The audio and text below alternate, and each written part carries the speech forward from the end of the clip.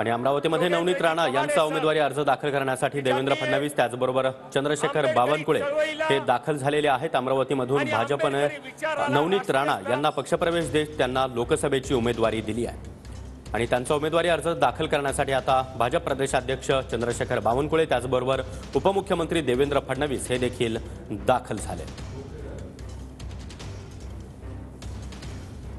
तर सकाळीच नवनीत राणा यांनी अंबादेवीचं दर्शन घेतलेलं आहे। त्या आज आपला उमेदवारी अर्ज दाखल करणार आहेत। तत्पूर्वी जोरदार शक्तीप्रदर्शन राणा दाम्पत्याकडून करण्यात येते। देवेंद्र फडणवीस, चंद्रशेखर बावनकुळे त्याचबरोबर इतरही स्थानिक नेते या ठिकाणी उपस्थित आहेत।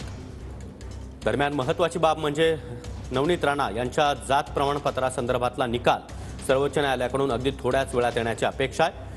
त्यावेळी निकाल काय येतो हे पाहणं देखील महत्त्वाचं असणार आहे। त्यामुळे नवनीत राणा या आपला उमेदवारी अर्ज दाखल करणार असल्या तरी त्यांच्या मनामध्ये त्याचबरोबर त्यांच्या कार्यकर्त्यांच्या मनामध्ये देखील एक प्रकारची धाकधूक असणार आहे।